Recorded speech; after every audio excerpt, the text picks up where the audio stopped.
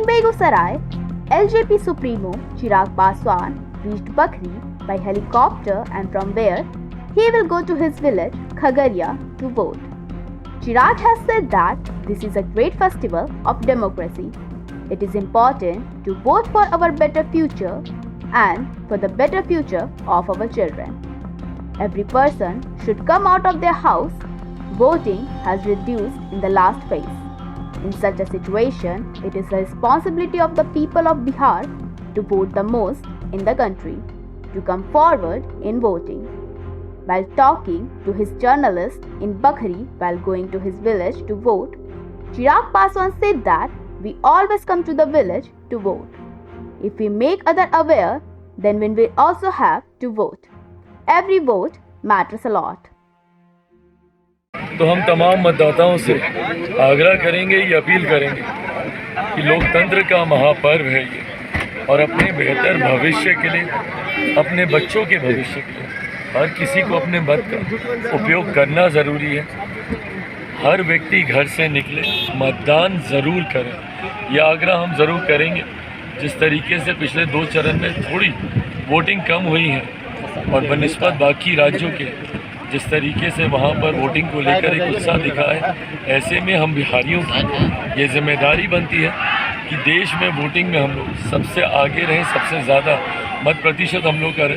तो ये आग्रह हम करते हैं कि सब लोग घर से बाहर निकले और अपने मतदान का इस्तेमाल ज़रूर करें। हर बार आते हैं घर और वोट डालना, जैसा हम दूसरों को हम जागरूक कर रहे हैं, ऐसे ही हम खुद मानते हैं कि आपका एक एक वोट मायने रखता है। कई बार लोग सोचते हैं कि हमारे एक वोट से क्या होगा, पर इतिहास गवाह है कि ऐसे नेता भी रहे हैं जो एक वोट से चुनाव हारे हैं। ऐसे में हर एक वोट महत्वपूर्ण होता है, जिस पे भी आपका विश्वास है, जिसके लिए भी आप मानते हैं कि वो आपके भविष्य के लिए बेहतर कार्य कर सकते हैं। अपने नेता को स्वयं चुनना ज़रूरी है। जिस तरीके से ये लोग शब्दों का इस्तेमाल करते हैं, जंगल राज की परिभाषा, जिस तरीके से बढ़ता अपराध, बढ़ता भ्रष्टाचार 90 के दशक में देखा गया, परिणाम स्वरूप जिस तरीके से पलायन हुआ और आज भी बिहारी दूसरे राज्यों में जाकर रहने के लिए मजबूर हैं। 2-2, 3-3 पीढ़ियां 90 के दशक से निकले हुए लोगों की दूसरे राज्यों में स्थापित हो गई हैं।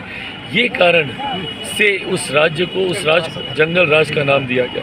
जिस तरीके से प्रधानमंत्री जी ने गरीबों को मुख्य धारा के साथ जोड़ने का काम किया, आज करोड़ों की संख्या में वो लाभार्थी हैं जो कहीं ना कहीं प्रधानमंत्री जी की गरीब कल्याण योजनाओं से जिनका जो प्रभावित हुए हैं सकारात्मक तरीके से, और ये वो मोदी की गारंटी है जिस पे जनता विश्वास करती है। ऐसे में इस तरीके के शब्दों का इस्तेमाल प्रधानमंत्री जी के लिए करना कतई जायज़ नहीं। वो कहते हैं मुद्दे की बात नहीं कर रहे हैं। तो आप कीजिए ना मुद्दे की बात। ये लोग कहीं नहीं करते हैं मुद्दे की बात। ये लोग क्यों हर चीज़ में हिंदू मुस्लिम आरक्षण खत्म हो जाएगा, संविधान खत्म हो जाएगा, क्यों? क्या ये मुद्दा है देश की जनता से जुड़ा हुआ? किसने बोला आरक्षण खत्म हो जाएगा? किसने बोला संविधान को खतरा है? किसने बोला लोकतंत्र को खतरा है? और ये लोग बोलेंगे लोकतंत्र को खतरा। जिन लोगों ने सही मायनों में आपातकाल सन 75 में लगाकर लोकतंत्र की हत्या करने का काम किया, ये लोग लोकतंत्र की दुहाई देंगे? क्यों नहीं उठाते हैं ये लोग मुद्दे? क्यों लोगों को डराकर वोट हासिल करना चाह रहे हैं? 2015 में भी इसी तरीके से आरक्षण खत्म हो जाएगा, आरक्षण खत्म हो जाएगा, हो हल्ला मचाकर ये लोग एक तरफा चुनाव कर लिए थे। क्या हो गया 10 सालों में? और जो प्रधानमंत्री आज तीसरी बार संविधान की वजह से देश के प्रधानमंत्री बनने जा रहे हैं, जो 3-3 बार एक राज्य के मुख्यमंत्री रह गए, क्यों भैया वो संविधान को ख़त्म करने का प्रयास करेंगे?